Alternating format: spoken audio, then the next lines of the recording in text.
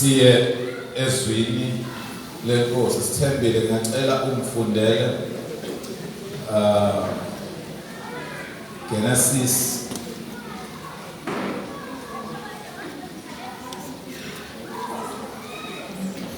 Genesis chapter 21.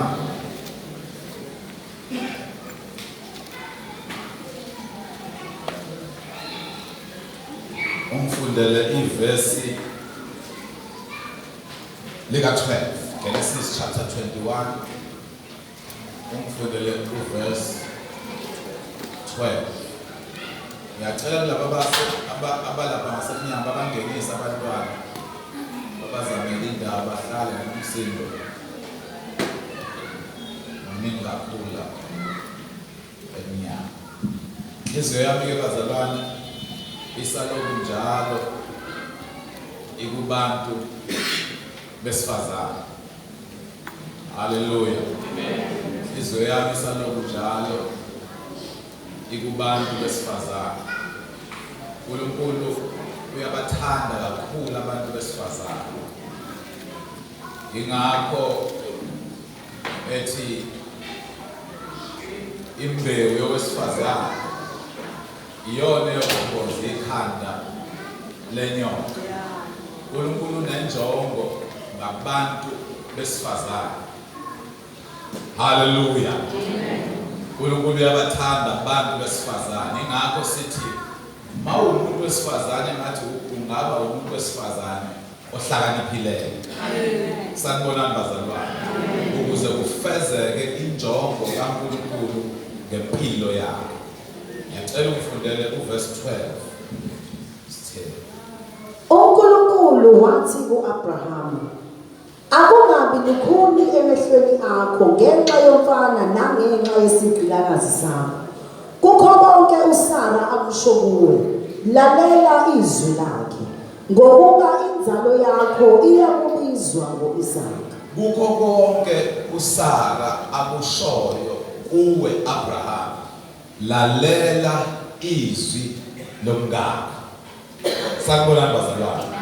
uNkulunkulu bengeke azathi uAbraham akalalela izwi lamngakhe uSara uma uSara engeyena wesifazane ohlakaniphileyo. Sanibonani bazalwane.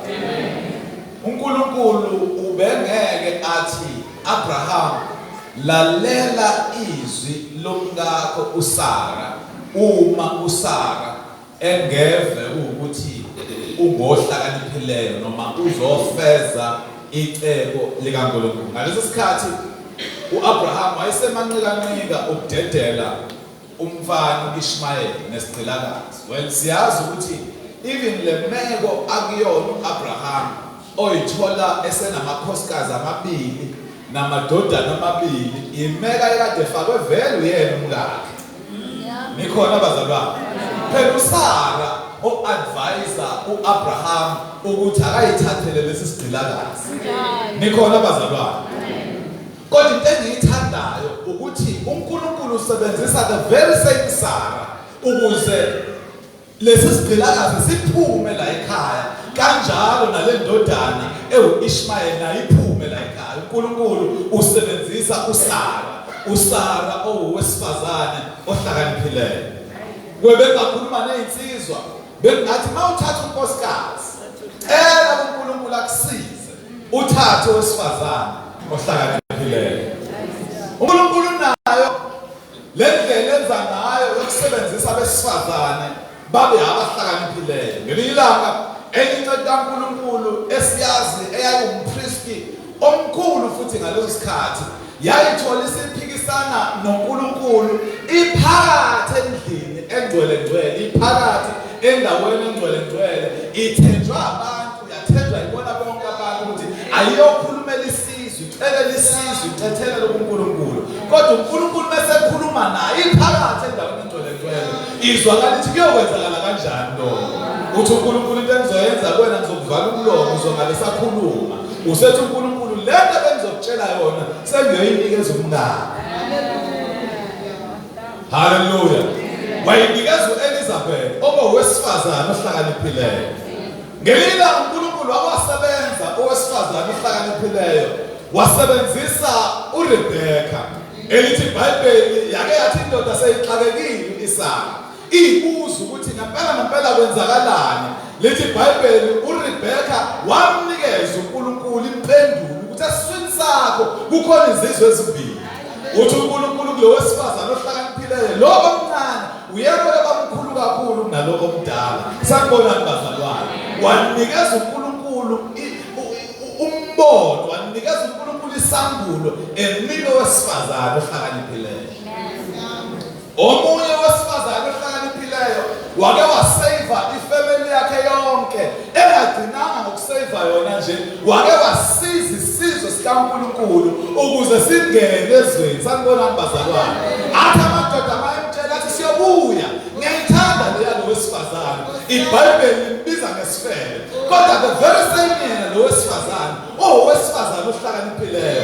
because wakwazi ukustrike deal nabantu abazoqotha isizwe sakubo wathi uma kubuya ngisize imndeni wami nami lisixolele bathi laba sizokwazi ukwenza lokho uma uzothatha le ndwangu okwazi ukungenisa nayo uyibeke ngasewindini ukuze masifika noma ke ngaseyithina siyobatshela emuva ukuthi mabafika babheke le ndwangu umathi lamadoda siza ngento yodwa wena wesifazane tshela bakini ukuthi bangasuki la ekhaya bahlale la ekhaya haleluya ngoba noma ngabe singabazi ukuthi abakini masingabafiki la siyoqeda nabo wonke umuntu olapha phakathi uyosinda betshela wesifazane ohlakaniphileyo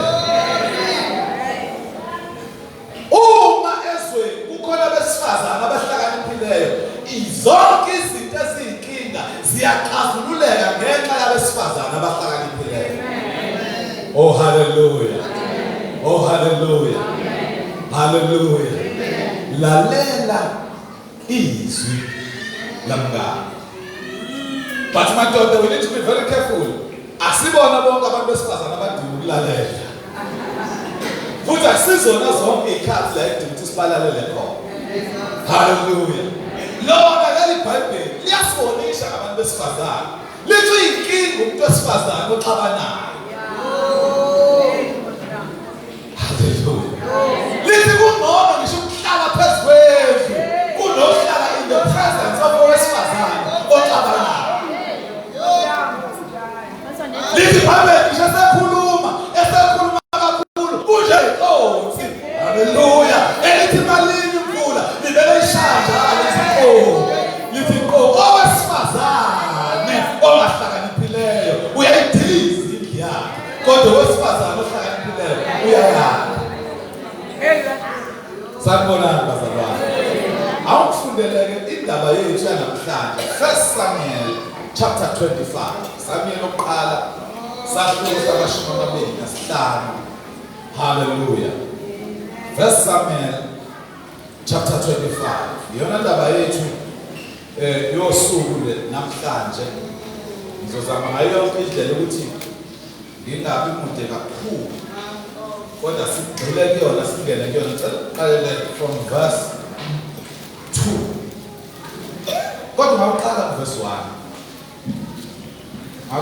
verse 1 uSamuel wafa wahlangana bonke uIsrayeli wamnikela wabheka ngasendlini yakhe eRama uDavide wasuka wehlela ehlane lasePharani kwakukhona umuntu eMahoni onemfuyo yakhe eKameli lowo muntu wayemkhulu kakhulu wayenezimvu eziyizinkulungwane ezintathu nezimbuzi eziyizinkulungwane wayezigunda izimvu zakhe eKameli igama lalowo muntu lalinguNabali igama lomkakhe lalingu-Abigayili owesifazane wayehlakaniphile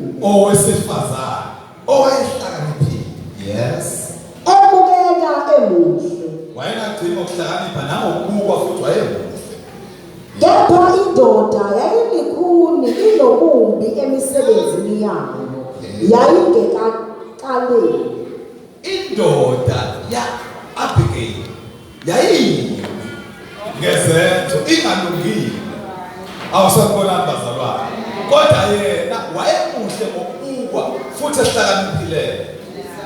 Ngalana indoda iyisiwula. Hallelujah.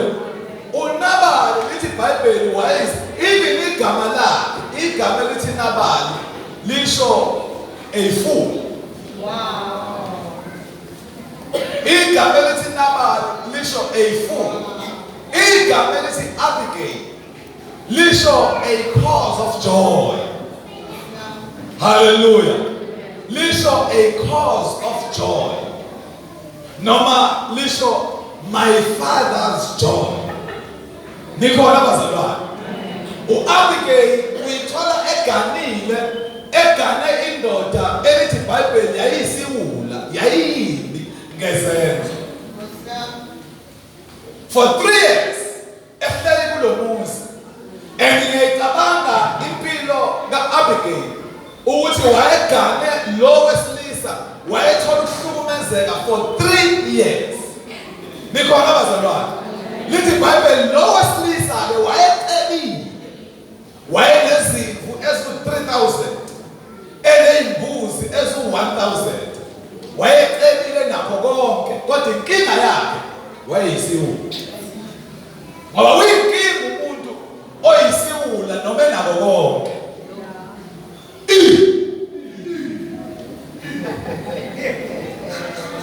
Uyinkinga umuntu oyisiwula noma angaba nakho konke.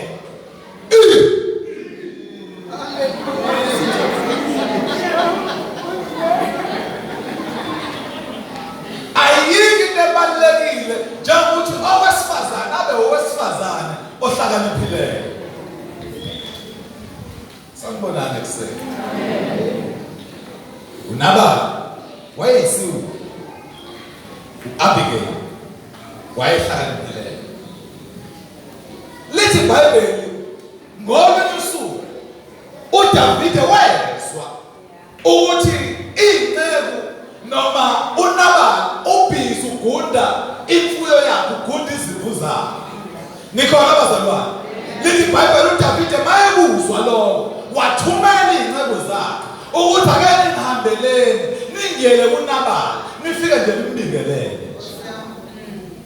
Uzasho athi nifike nithi ukuthula makube kuwe. Awusanibonani bazalwane. Uthumela abantu ubathumela kumuntu oyisiwula. Mayifika inceku kaDavide uNabali sifika sithi inkosi uDavide uthi asibingelele nje sithi hello. Wezwakala uNabali ethi ubani yena lo Davide. Hayi engathi sinayifunda. Hallelujah. Engathi sinayifunda la ukufundela uverse 9. Sezifikile izinsizwa zikaDavide zakhuluma kuNabali njengawo onke. Awuthi verse 4 qala, awuthi verse 4 qala. uDavide wezwa ehlane ukuthi uNabali ugunda izimvu zakhe. uDavide wathuma izinsizwa eziyishumi. uDavide wathi kuzo izinsizwa, khuphukelani ekameni niye kuNabali nimbingelele egameni lami nithi kumfowethu ukuthula makube kuwe. Ngithanda nokuthi mayemusho ukubiza umfowethu. Hayi webazalwane. Kuyinkinga ukuhlukunyezwa umuntu umthanda. Kuyinkinga ukuhlukunyezwa umuntu uthi umfowethu. Ayanikho namhlanje. Kuyinkinga ukuzondwa umuntu umthanda. Uthi nifika nithi umfowethu nimbingelele egameni lami. Uthiwa nithi kumfowethu ukuthula makube kuwe. Ukuthula nakube kuyo indlu yakho. Ukuthula makube kukho konke onakho. awuzwe nje. Manje sengizwile ukuthi unamagundi. Abelusi bakho babe nathi. Asibalimazanga. Abalahlekelwa lutho zonke izinsuku Babenathi, abelusi bakho babenathi. They were with us. Inceku zakho zake zaba nathi. Ngesikhathi zona ziswele zingenalutho zazinathi. Thina sayisiza. Awusanibona bazalwane. Thina sayinakekela zingenalutho. Inceku zakho Nabali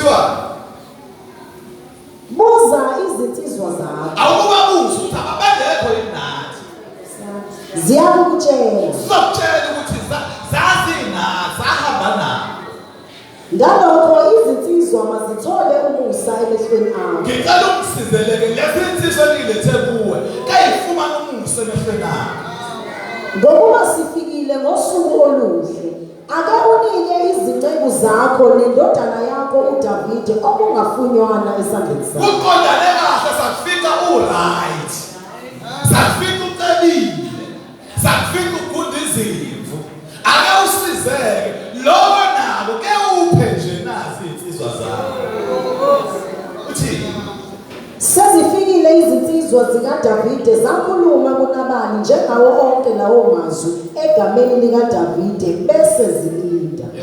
uNabali waziphendula izinceku zikaDavide wathi ngubani uDavide na? hayibo ngubani indodana kaJese na? hayibo namuhla kukhona izinceku eziningi ezeqa emakhosini azo ngithathe yini isinkwa sami namanzi ami nengikuhlabele amagundi bami ngikuphe abantu engingabazi ukuthi bavela phi na? ubani lo Davide na hayibo bazalwane wake wasiza umuntu esenkingeni mhlawumbe sewudinga usizo ayibuza akubuza ukuthi ubani wena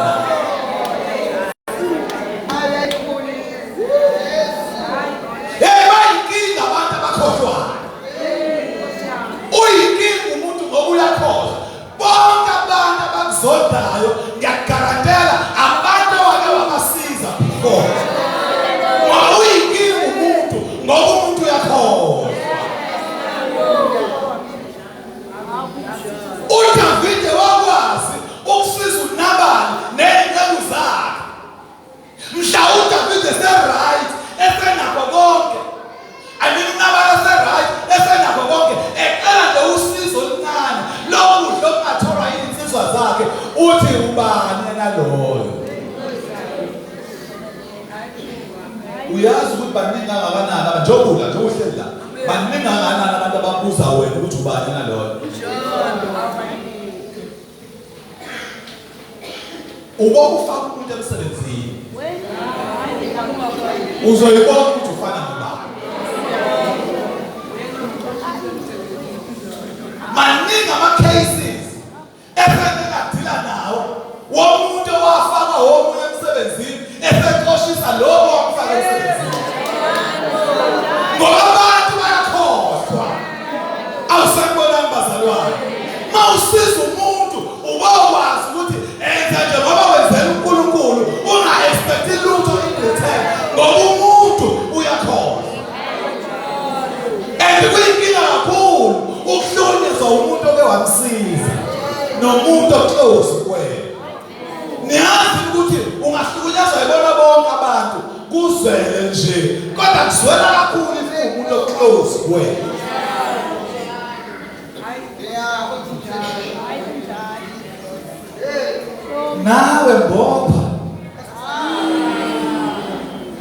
nawe mbopha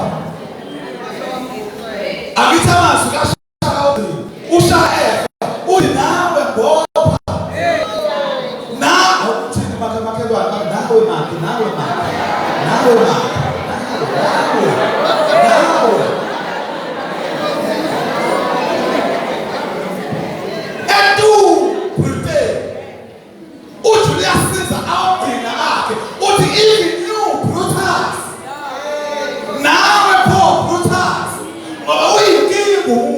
umuntu yakhohlwa lithi iBhayibheli ama-teenager ayisho kahle lento athi who that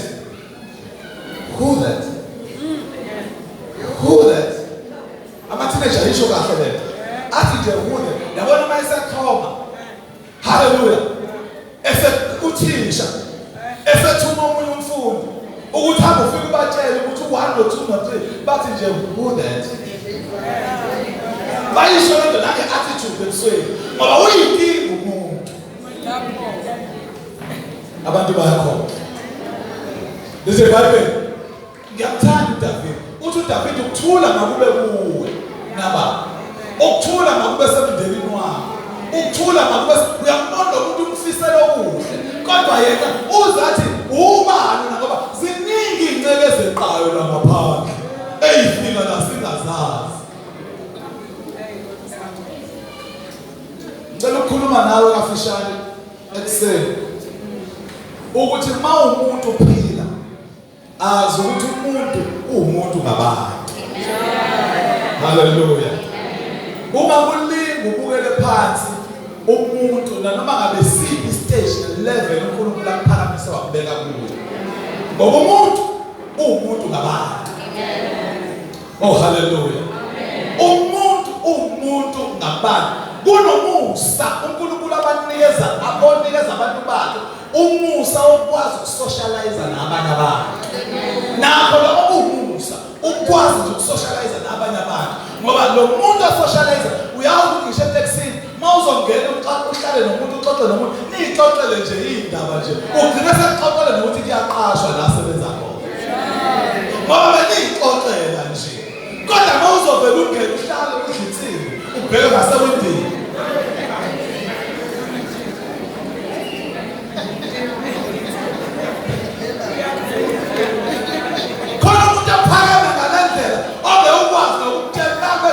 Fika ulibona nje kuguza lizabuye uthi ayike selomshaka abantu bangambonisha ngekangizwa baphakema abantu uphakisa izinto ezu-3000 nezimbuzi ezu-1000 waphakamela uDavid ngalesi sikhathi uDavid oh haleluya wayekade inkosi yabaJuda waphakamela uDavid. David kade baleke uSawuli. Impilo yakhe yonke baleke uSawuli. Usethi nama ke ngizama ukuthola umuntu umfowethu esesike sasizana naye before. Umfowethu wathi ubani nalo David. Kuthiwa zase ziphenduka izinsizwa zikaDavide endleleni yazo. Zabuyela zatshela onke lawo mazwi. Watshela abantu abarongo. Yazi khona umuntu othi usushilo uthi ubanyana lo avela ayithatha indaba yoyisho nje uyisha. Lezi insizwa ayigqokisanga nkulumo lithi iBhayibheli zayithatha zayoyisho njengobisha. Kuthiwa uDavide wathi kubantu bakhe bhitani kube yilowo nalowo inkemba yakhe. Awuthinto bathinta. Uyazi ukuthi wayethinto bathinta. uDavide wavele wayihlomisa. Haleluya. uDavid umeshintene uDavid ethi nifike nje ninibingelelele egameni lami. Haleluya. Kanti umuntu uphakeme. Washo umuntu uphakeme impendulo yavele yabuya wavela uDavid ayihlome manje. Wathi bhekani inkemba zenu. Webazalwane ngicela ukutshela namhlanje lo muntu ohlele eduze kwakho awazi grace kaNkulunkulu ephezulu kwakho. Ngicela ukusiza ngento yodwa ungamhlukumezi ungamphathi kabi ngoba uyazi grace kaNkulunkulu ephezulu kwakhe. Sonke njengoba sinama grace ahlukene kaNkulunkulu kodwa kunabantu ekufanele ukuthi uzame ngayo futhi ungakhethi ngisho ukhetha abantu zama ngayo yonke indlela ukuthi ungabi nasitha ngoba usuke ungazi kulesi sitha sakho esi-current sina relationship yini noNkulunkulu sina-agreement yini noNkulunkulu awusakorani bazalwane. Engathi uma uyikholo ungabe ube yikholo elingenasitha futhi ukusho ukuze kusuka phakathi enhliziyweni yakho bazalwane anginasitha. Ngisho kuthiwa siyavuka isitha uvele uthi umfowethu wena. Sesiyavuka isitha uthi umfowethu wena. Sesiyavuka isitha udadewethu wena. Sesiyavuka isitha uma wami. Sesiyavuka isitha ubaba wami. Ungabi nasitha. Hamba phambi kwami ungenakala. Ngoba masifika phambi kaNkulunkulu ngeke size silandulele ngokuthi wenza ukuthi kini. No. Ngeke silandulele ngalokho. Masifika phambi kaNkulunkulu uzobe edila nobume kubuwe. Ukuthi cause yakho yini? Okwakho lokho.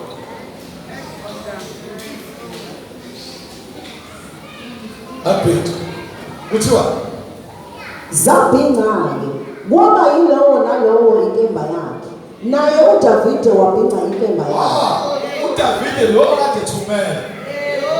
Kukhona abantu angathumeli ibona. Ayiyela yena ngathumela. Awusakholwa bazalwane. uDavide lo kade ethumele insizwa zakhe. Kukhona ikhathi la angathumeli khona. Ayiyela khona mathupha. Oba nazi into ezincekazi kaNkulunkulu. Be very careful ukuthi icebo nezicekazi zikabani. Ungashi izinto kubona kanti izinto ezokwenza ukuthi uNkulunkulu weyigidigidi zengelosi uJehova wempi uJehova uJehova Sebawothi ngoba mayethi uJehova Sebawothi uthi uNkulunkulu weyigidigidi zengelosi uNkulunkulu ohlaselayo uJehova wempi uyena osilwelayo.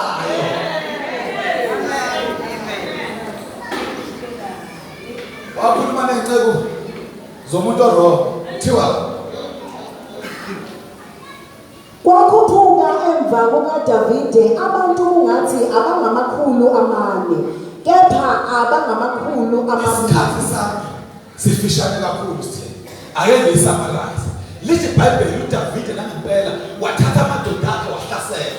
Uthi uDavide endleleni eyohlasela uthi mangifika la engiyofika khona uNabala ngiyoqotha bonke owesilisa okuphambi kwami endlini kaLabani nasezweni likaLabani. Awusanibona bazalwane? Webazalwane kuneyinkinga ezehlela abantwana bethu nabalomzala bethu namafemele zethu kanti abawona amakhosi bona. Amakhosi alezo inkinga yithini?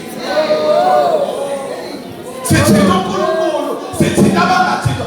Haleluya! Kuneyinkinga ezisehlakalelayo kanti laba bantu abasisarawundile bayithola sebesenkingeni ngenxa yethu. Uthi uDavide konke wesilisa ngiyofika eqotha. Lithi iBhayibheli wahamba uDavide. Ngesikhathi ehamba uDavide kanti kunenceku. Oh haleluya. Kunenceku kaNabala ezwini ukuthi cha uNabala uphendule kabi. uNabala uphendule wrong. Ngiyayithanda le ncebo ngoba le ncebo understand ukuthi uNabala noma eyisiwula enje kodwa unonkosikazi ohlakaniphileyo. Awusanibona bazalwane? uNabala noma ayisiwula kodwa ungakho uhlakaniphile. Lithi iBhayibheli inceka kaNabala yahle yaphuma eceleni yahamba eAbigail unkosikazi kaNabala yafika emqoqela zonke lezi zinto yathi Abigail indoda yakho uNabala yenza u1 no2 no3 ithi nabangathintwa ithi uDavide. Lithi iBhayibheli uthema ibuzwa lokhu Abigail owesifazane ohlakaniphileyo wathi uyazi yona indoda wathi kodwa isela into engayenza njengamanje wathi into engizoyenza ngizohamba. Lithi iBhayibheli waqoqa zona insizwa waqoqa zona ingcebo zikaNabala wathi ngisizeni layishana ukudla kubani la iBhayibhelini izinto athi ayilayishe. Lithi iBhayibheli wagibela kwelakhe ihashe wathi asiqonde khona lapha. Awusakubona bazalwane? Ngoba owesifazane ohlakaniphileyo akayisabi imphi uyiqonda ngqo. Owesifazane ohlakaniphileyo makubiza ukuthi akahlale emthandazweni uhlale emthandazweni, makubiza ukuthi akaguqe ngedolo uguqa phansi ngedolo. Intercedela umuzi wakhe, intercedela ibandla lakhe, intercedela izwe ahlala. Owesifazane ohlakaniphileyo. Lithi iBhayibheli waqoqa konke wathi ake kuye mina manje ngoba uDavide ngiyoxolisa uDavide ngale senziwe indoda yakho. Awusakubona bazalwane? Lithi iBhayibheli ngaleso sikhathi wahamba uthe mayeza uDavide wambona. Lithi iBhayibheli wawaphansi uAbigail wathi Davide incekazi yakho iphambi kwakho, incekazi yakho iphambi kobuso bakho. Ngizwile ukuthi indoda yakho le eyisiwula isibonile kodwa ngizela ngizo-intercede egameni lakhe nasegameni lami nasegameni lesizwe sonke. Wathi ngilethe ukudla nakudla lo indoda eqabile ngikulethile. Awusakubona bazalwane? Webazalwane kukhona abantu uNkulunkulu ake athumele nje athi hamba mkhise ufike nje ukuthi phase 2 busuthi nje sanibonana. Athi umuntu iphase lalo ngaleyo lelo phase la asha ikho athi lelo awuthinte lohlelo inhliziyo yakho ukuthi manje akuwena ke lo.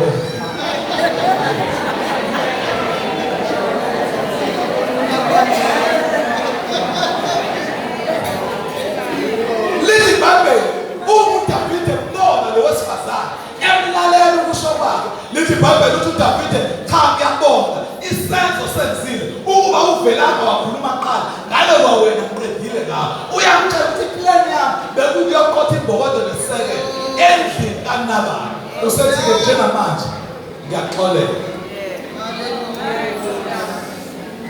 Sanibonani bazalwane. Lithi iBhayibheli ngaleso sikhathi uNabali ziyabuya ngalulwedile ziyabuya kunephathi kwaNabali. Webazalwane labantu abasephathini kaNabali abazi ukuthi kunento ebahlaselayo.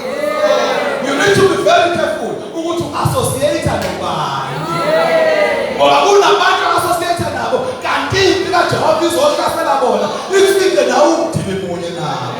Uyithole sekuphakathi. Cela ukuxoxela indaba sekuthandaza. Eyakenzeka ngisafunda isikole ngigibela ibhasi ngisuka la ekuseni njalo. Ibhasi lasekuseni leTuzu 5:20 ePlaza Station. Ayigibela nje abafundi kakhulukazi abafundi eTuzu ma college lapha. Uma sihamba ngolunye usuku la kunensizwa eyigibela la esikhumeni samabhasi phesheya kaDabini. Lensizwa mayigibela ixakalisa ixabana nodriver webhasi. Abanye nodriver webhasi atshela kube kubi. Wathi kuyofika koTuzu makumuntu lensizwa ihlala ngiyasibona isihlalo lesi esibasonda lapha opposite nodriver. Ihlala kusona. Ideje ikhuluzana nje. Ziyabuya lapha ziyabuya. Sasithulike thina sonke siyasaba. Laphela lelo suku ngakusasa ekuseni sagibela ibhasi ngasigibela ibhasi njalo. Uma sigibela ibhasi ayifika lapha eDeni. Ivele ngalelo langa kakwagibela lensizwa kuphela. Ivele ifika sibona amadoda amaningi odriver bamabhasi bephethe plastic bephethe ikhali bephethe zonke izinto. Uma befika bathi athi udriver ugibela la. Bathi athi udriver ugibela la. Bathi yazi khona ukufanyana esibone kumina.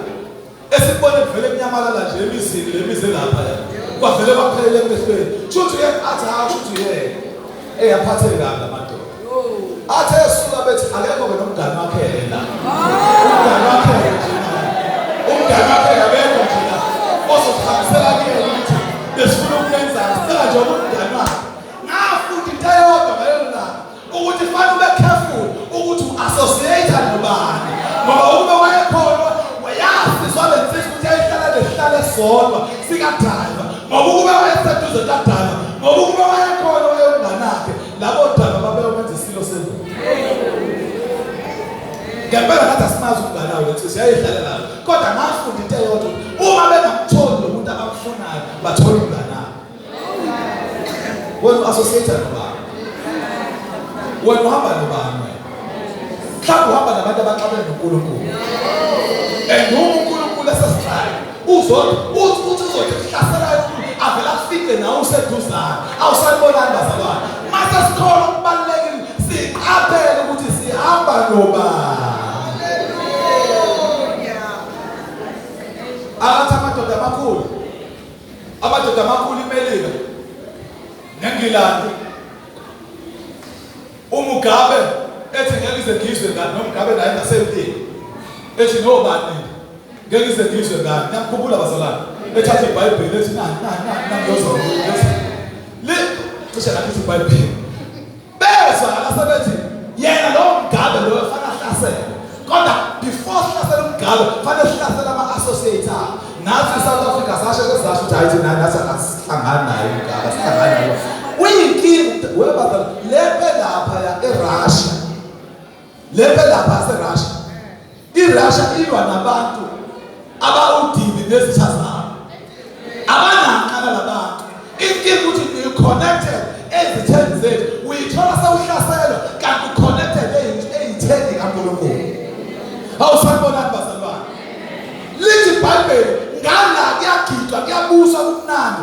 Lithi iBhayibheli uAbigail mayefika wabona ukuthi inkosi yakhe uNabali ihappy kakhulu and ngendlela adakwe ngayo mangase ngimtshele lento eyenzakalile ngeke azangizwe lithi iBhayibheli walala uAbigail wathi ngiyokutshela ekuseni kuthe sekusile uAbigail esebona ukuthi uNabali usesoba manje kwayimanje xoxela into eyenzekile lithi iBhayibheli ngaleso sikhathi uNabali washawa inhliziyo iBhayibheli lithi this battle is not yours ungalwi ngoba the moment uqala ukulwa uNkulunkulu uyahlehla kubuke wena and umuntu waqala ipi nabantu abathanda ukulwa uzosala endleleni hleze ngitshela abantu ukuthi ungakulingi uzama ukuthukana nomuntu othuka inhlamba ngoba izinhlamba zakho ziyophela ayiyoqhubeka nazo inhlamba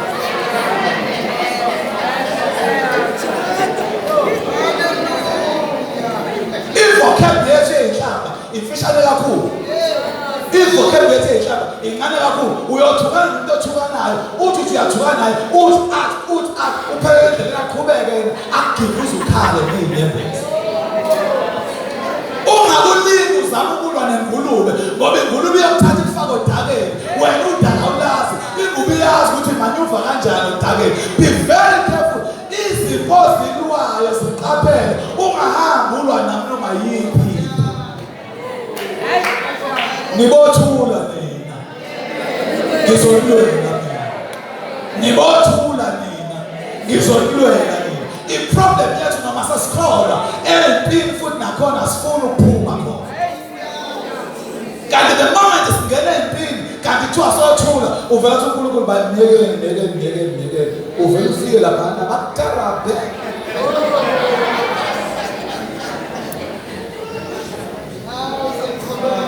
Listen, Bible. Washawa inhliziyo uNabali okwathi after 10 days washawa wafa isikhathi sakhe sokufa singakofiki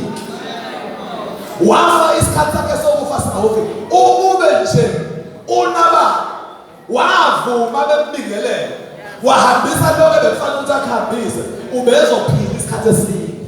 And the worst part, let's say Bible uDavid. Why say ibonela unkosikazi?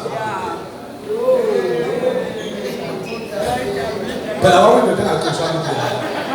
uDavid. Phela uAbigail ustrike deal noDavid. Uthi imali yakho umuntu oqala waprophesy uDavid uthi uyinkosi kaIsrael uAbigail. Uthi uAbigail David uyoba inkosi kaIsrael. Mawusuyinkosi thatha intokazi yakhe ibe isigcilakazi sakho. Owesifazane ohlakaniphileyo akabuki la kodwa owesifazane ohlakaniphileyo ubuka lapha kuwe. Inkinga indoda eganwe owesifazane ongahlakaniphileyo ufakwe ehlathini nawe ungene ehlathini.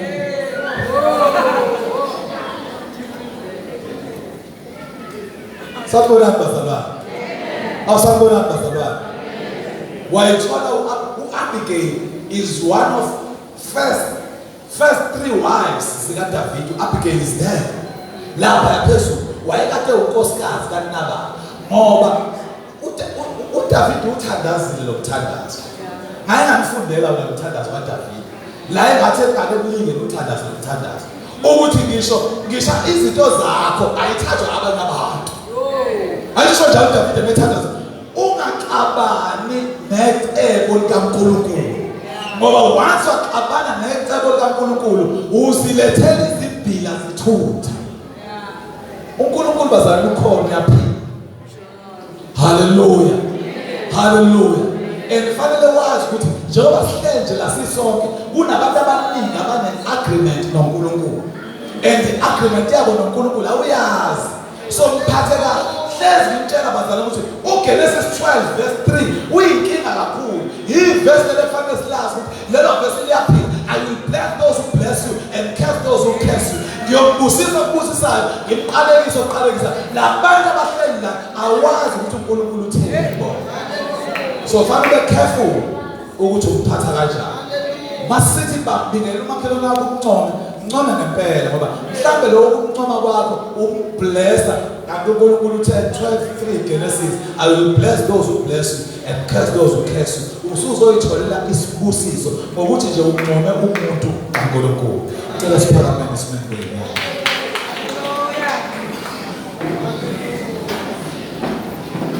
uma sakhabantu fanele kwakhiwa abantu sikwazi ukuhamba phambili kaNkulunkulu singenacala. Sizwana bazalwane, fanele sihambe phambili kaNkulunkulu singenacala. Yazi kumnandi kanjani uthi mawuthi uyabuza sithe ngoba khona isikhathi la ukwazi ukuconfessa khona nesithi we Sathane why ungizonda kanje? Athi uSathane ngikuzonda ngokuhlakaniphile. Ukuthi yaziphethe into positive le. Athi uSathane ngikuzonda ngokustrict. Uthi uyazi kanti ngizonda into right kanti uSathane uyabazonda abantu aba-right. uSathane akabafuna abantu aba-right. Ngoba uma abantu be-right umbuso wakho uyancipha. Kodwa uma uSathane akamzondi umuntu ongalungile. Hayi uSathane akamzondi, uSathane umthanda kabi umuntu ongalungile. Uthi uJesu ayisoze inkosi igcine ixabana nenye ilwa nenye kanti basembusweni owodwa. uSathane ukuzonda kanjena nje, uSathane uyizonda kanje izingane zakho ingoba uyakubona ukuthi owesifazane ohlakaniphileyo, owesifazane okhulekayo, wake wabona esewuthandaze kangaka kodwa izingane zakho uthi uyayibona zidla iwuma. Cha, indaba yikho. Oh haleluya. Inkinga uSathane, isitha sakho uSathane sithe masibheka wona sakuthola ustrong, sahlasela abantwana bakho. Okwakho ukuthi ungapheli amandla futhi okwakho ukuthi ungasuki endaweni yakho. Ngoba abanye abantu bashintsha ngisho ivangeli labo ngenxa yabantwana. Ungalishintsha ivangeli ngenxa yabantwana. Noma bakho banga-embarrass abantwana kodwa qhubeka kumina ukhulumise ngoba baningi abantwana abazolilalela izwi. Mhlambe nabo laba bakho bazogcina belilalele ekugcineni ngesizathu babona nabanye bayakulalela. Cela sivala amehlo. Cela sivala amehlo. Namhlanje entambama emini sengithandaza ngiyacela singahlukani ngakunikezanga lethuba. Mhlawumbe ukhona la awukazi umamukela uJesu abe inkosi nomsindisi. Ngicela ukukunikeza lelo thuba ukuthi umamukele uJesu abe inkosi nomsindisi, angene enhlizweni yakho, abuze impilo yakho, zonke izimpi zakho uyiyeke ukuyilwela izimpi, uyinikele kuyena izimpi. Ngisho ngathi emsebenzini la osebenza khona imanager yakho, ubasi wakho akakufuna la uhambe khona kodwa wena miyeke leyo bakusiyona yakho impike kaNkulunkulu. Uma uyinikela kaNkulunkulu, uNkulunkulu ukulwela yena izimpi zakho. As long as uthemba yena, ungathembi ngisho nezinto, ungathembi ngisho nemithi, ungathembi ngisho nezangoma, ungathembi ngisho nabathandazi, uthembe yena yedwa ngoba yena unamandla uma uthemba yena yedwa. Mawukhona la uthi mfundisi ngiyamdinga lo Jesu, ngicela uphakamise isandla sakho la ukhona umthandaza kanye nawe. Mawukhona uthi mfundisi lo Jesu